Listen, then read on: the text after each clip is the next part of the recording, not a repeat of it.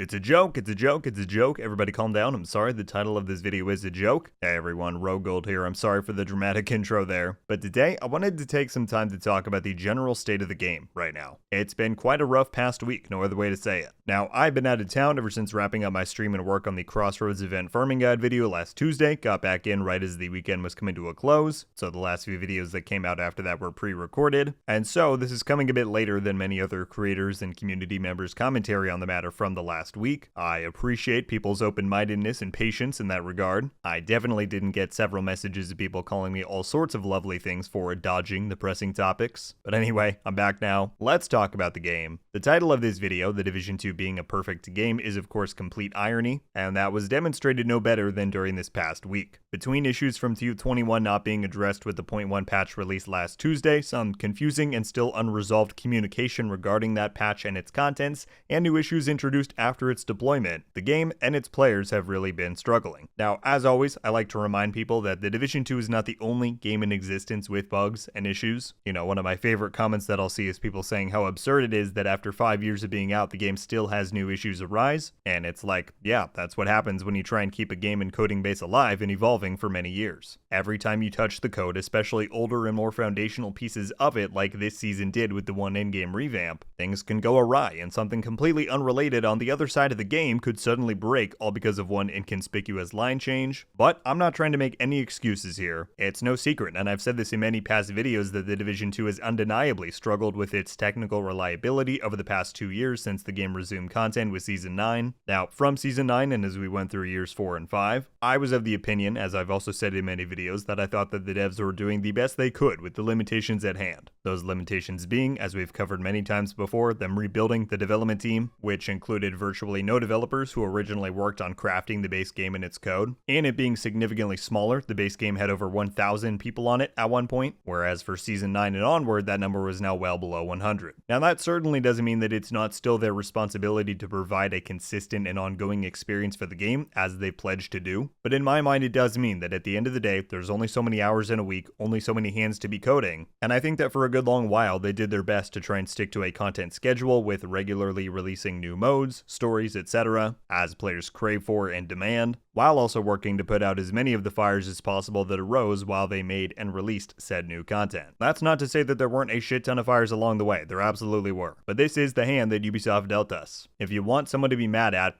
them for not providing the Division 2 and its team with the adequate resources needed to properly sustain a game in this genre. But back on track, then as we got into 2024, that's where things began to change a little bit, as the team had announced Project Resolve, which essentially was them saying, yes, we know the game continues to be plagued by a ton of issues. We do have a growing amount of tech debt, which, by the way, if you're not familiar with the concept of technical debt, then I highly suggest you search it up. It's quite insightful. But yeah, they said we know, and Project Resolve aims to improve a lot of that. Now look, I can't speak for anybody else. Maybe some of you held this belief heading into the release. I was under no impression at any time that Resolve would fix every single bug and issue with the game, nor would it completely prevent future issues from arising. As I said earlier, live games get new bugs all of the time. It's simply an inevitability. But as the devs said themselves, what Resolve would do is noticeably smoothen things out moving forward, meaning even though issues will still come up, hopefully they're less numerous, less severe, we can produce and maintain future content easier, all of this stuff, right? And given that Resolve as an initiative was said to be the primary reason for them bumping out the Brooklyn DLC's release by nearly a year, along with the rest of their roadmap and plans, one would hope, as I certainly did, that the update and changes they were making would be as comprehensive and as effective as they could possibly make them. And maybe for a little while that seemed to be the case after it launched. Certainly stuff like crashes and stability seemed to improve, but here we are now in mid-2024, and I think what this past week has said to a lot of people is that things really haven't changed all that much. At least they don't seem to have. TU 21.1 gets released, and among other things, the crafting bug that they held basically in emergency maintenance to get rid of the previous week returned, LMGs and rifles lost their sound effects, Clan XP got knocked offline, on and on and on. And that's on top of the other big issues from TU 21 itself that weren't addressed, like inspecting other agents not working, some inconsistency with control points and invaded content's persistence. It's frustrating, no question about it. Now, I typically like to measure the severity of current game issues with one simple question. How impacted is my moment-to-moment gameplay experience. Now, this is why something like those huge PS5 issues a few months back were so significant and top-level bar none priority. Remember when people couldn't load into their characters, weapon skins, sometimes weapons altogether were invisible or missing, people couldn't pick up loot, UI elements were gone entirely. That's like worst case scenario, pause everything and fix immediately. And fortunately, back then the devs were able to get a handle on that relatively quickly. Compare that incident to right now, you could say things aren't too bad. I mean, once I got back into town, I jumped onto the game to get a few things done, and I played for a good hour and a half with no real interruptions to my gameplay, to that moment-to-moment experience. But I think where people's issues come in, and I'm 100% on the same boat, is that when you have stuff that isn't necessarily obstructive, but it's still just flat out annoying, maybe you can deal with a certain amount of annoying, and maybe you can put up with it for a certain length of time. But when that annoying stuff, however large or small it may be, persists on, and the number of annoying things grows and grows and grows, and then when attempts are finally made to fix that stuff, half the time there's no result and nothing happens, that starts to get really irritating, right? I can play the game just fine, but if half my weapons aren't making any sound, if I can't inspect teammates to see what they're running, I lose my chambered round every time I swap weapons, and matchmaking pools are lower because half the player base is running new characters in order to bypass the entire grind of the game by crafting god rolls on repeat, then yeah, any player who values their time and wants an honest gaming experience starts to become frustrated. And look, as I've said in my past videos, I hold no animosity or vitriol towards the developers themselves for this. Are they the ones who ultimately caused this and are at fault for now why these things are now in the game? Yes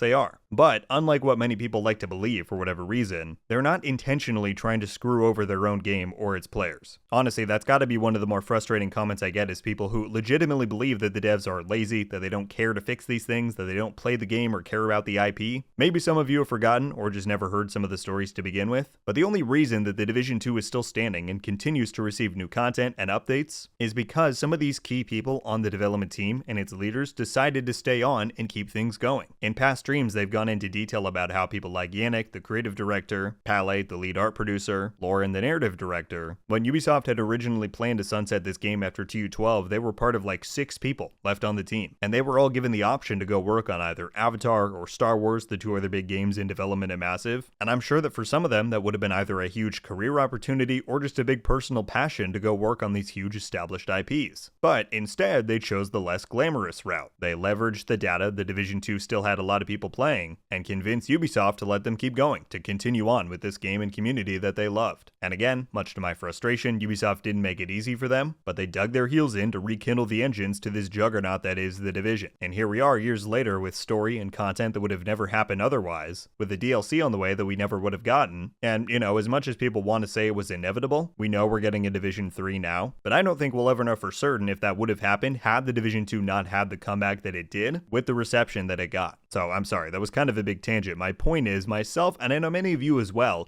don't walk around with a bunch of pent-up anger ready to unleash it at the first sight of trouble. However, especially when exciting new content like the DLC got pushed back so far in order to develop and release this big health update for the game, and yet that health update, from an everyday player perspective, seems to have done absolutely nothing whatsoever to prevent these issues from continuing to crop up and harm the experience, that just sucks. It feels bad, it's demotivating, and it's just really, really unfun. So now that we've kind of recapped all of that, I've got another unfortunate truth to drop on all of you. I don't have the answer. I don't know how we fix this. You know, people always say, more like demand, you need to make a video on this week's issues. You need to put pressure on the devs to do something. As I've always done, when I disagree with something or it frustrates me, I will make a video on it, as I'm doing right now. But again, no player or developer wants the game to be like it is right now. The problem is, I'm not a game developer. Neither are the vast majority of you. And so not only can we not offer any actual solutions to this problem, but nothing we say is going to suddenly make the devs go, huh, yeah, let's get on fixing that. Like I said, they care. They don't want these things to be happening either. Now, that whole picture I've just painted might sound pretty bleak and hopeless, right? If we can't offer any solutions, and if they're already trying their best, then where the hell do we go from here? And, well, although I can't fix the physical issues that we have in the game, I do have some suggestions on how we all, community and developer alike, might benefit moving forward. Because while the in-game issues themselves have of course been at the forefront of the community's frustrations this past week, I think that everything that's been going on has been exacerbated and worsened by the communication or lack thereof from the team. So I have 2 main things that I want to suggest here. Who knows if they're feasible, possible, if anyone's even listening, but I personally believe that these 2 things and changes could noticeably help reduce the tension and friction that's been going on between the player base and the developers, as well as help help your everyday Division player have not as negative of an in-game experience, even if bugs and issues are going to persist. So, suggestion number 1, dramatically increase and improve social media communication with the player base. Now this one is hard for me to gauge the cause of, because we've had times before where the community team is rather diligent with updating players on what's happening with the game, whether that's post on the game's main account with ongoing updates to in-game issues, that main account replying to several comments and answering questions, as well as people like Daria, the game's community developer, responding and answering questions on her own personal account. By contrast, we've also had periods like we're seeing right now, where it seems virtually impossible to get the game's main account or any community team members to address any big topics or respond to people. So I don't know what causes those fluctuations. Is it a choice on the dev's end to not communicate as much? Is it a staffing issue? Are they just that short-handed that it becomes difficult to relay information from the dev team to the comm team and from them to us? I simply don't know. But what I do know is that having that regular outlet of communication for a live game like The Division and its player base does nothing but help. Like with the crafting bug that's been going on. People just want to know, is this something that we could get banned for, or how does the team view its severity? Or with some of those bugs not on the known issues board. They just recently added the rifle and LMG SFX one, but that took several days. In the meantime, people weren't sure if they were even aware of the issue. Or how about the status of the reload bug that's been around for months now? Again, the known issues board helps, and individual communications can help, but it's clear that we've had a communication deficiency for a little while now. So, what do I propose? I propose that, if they have the manpower to do so, that the team create a Division 2 team account. Destiny has its own version of this, I'll show the picture of it up on screen. And what it is an anonymous platform, so that people like Daria wouldn't have to face the toxicity that people choose to spew online because they get to hide behind a screen. And it allows for several developers and community people to use this one account and communicate pretty openly and candidly about ongoing issues or decisions that happen in the game. And the benefit to doing this on an account like this and not the game's main account is that publishers don't often want that kind of feed interjecting with marketing posts, etc. So this would truly allow them to go more in depth and purely focus on communicating with the community. For example, providing a thread explaining the crafting bug, what their stance on it is, why it came back after they already fixed it once, answering people's replies and questions of, are you aware of this bug, that bug? And in general, just creating that more regular outlet of communication that people are wanting so badly. I really think that, again, if they have the resources to do so, a move, an initiative like this would go a long way in showing that the team hears our woes regarding communication, show that they want to improve it, and that hopefully this kind of a thing would really make that whole dynamic far more seamless. I said that I had one more suggestion to give, and the video is already starting to get longer here, so let me get right to the point. On top of improved communication, I truly think that the game should start pushing out more immediate hotfixes and emergency maintenances when they're ready. What do I mean by this? Well, the pattern that we've seen over the past 2 years is that after a major title update releases, any new bugs or changes that are in need of fixing get bundled into either 0.1, 0.2, or 0.3 patches that come out every 3 to 4 weeks after a major TU releases. And while the regularity is nice, we generally know when to expect these patches, what it often ends up feeling like from a player perspective is that high priority fixes get done and then they're just sitting there, sometimes for weeks on end, while other stuff that's maybe not as vital gets finished up, and then everything is released in one package. That works, but again, given everything going on right now, I have an alternative suggestion. Because aside from these planned 0.1, 0.2, 0.3 patches, we've also seen the devs display an ability to do non-scheduled hotfixes. Think about those PS5 issues I was mentioning a minute ago. They took the servers down to fix that midweek. Or the crafting bug of TU21, at least its first iteration. They did an emergency maintenance to fix that just the other week. So I know many people complain about server outages and downtime. You're never gonna please everybody, but I really do think that it would be a worthy sacrifice to have more regular downtime if the trade-off is that these important fixes, like the rifle and LMG SFX, like Clan XP or whatever else, can simply release as soon as they're ready, as opposed to being held onto for another 2 to 3 weeks while TU21.2 is prepared as a whole. Maybe you all won't agree with me there, that's totally fine, share your viewpoint on it below, but I just think it's clear that the game isn't doing so hot right now, so let's turn the heat up on churning out those fixes as fast as possible, even if that means that the game goes down a few times a week because of it. Okay, well for the most part, those are my thoughts on the current state of the game, the community's frustrations with it, many that I agree with. I did just want to briefly touch on one more thing here before closing out, that being my role, if you will, in all of this. Now look, I know I'm not going to please everybody with the content I make, with how I present myself on the internet. That's an impossibility no matter what medium you're putting yourself out there in. But over the past few weeks, and especially with last week's drama, there's been plenty of public and private messages I've gotten from people saying they want more from me, that I'm not being critical enough, that I'm not covering new bugs or new issues enough.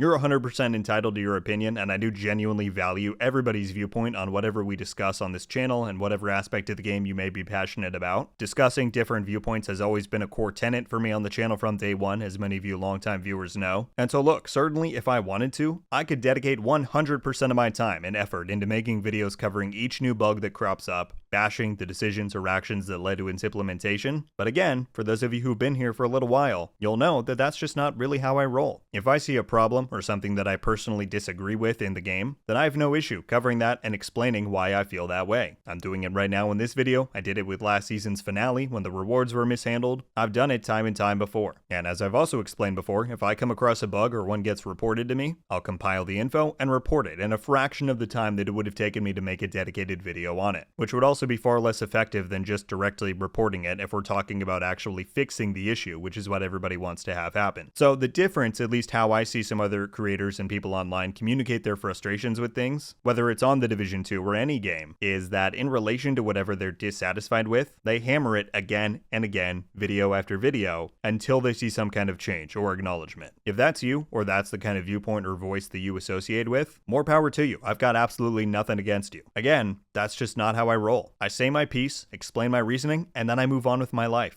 I'm blessed to have an absolutely amazing family and group of friends that I get to go and spend time with whenever I log off of the game or step away from my editing station. I have other endeavors in my life that I invest my time into, and it's simply just a virtue of mine that I try and hold on to as little negativity and cynicism as possible. That doesn't mean that it doesn't exist, and I tackle it when need be. But to put it into Division terms, I'm not making video after video covering for the 1000th time why the Division 2 Dark Zone model is worse than the Division 1's, why the PvP mechanics are inferior, why I think the lack of reward exclusivity sucks, why I think build making has become far too casual, or any other topic that I've got an opinion on. I continue to play this game because it's offered me the most fun and enjoyment over any other franchise I've ever played. I make videos on it because I love having an outlet to host discussions and converse with you all, and because I enjoy film as an art. I like expressing myself on here, trying new things, experimenting with format. I'm here to enrich mine and hopefully some of your guys' lives as well, not hold on to or extend negativity that is plentiful enough in our world or across the internet. So I'm sorry if that got a bit deep or philosophical. I just wanted to try and convey my perspective on some of that. And it had dawned on me that you all can only see what I choose to put out there,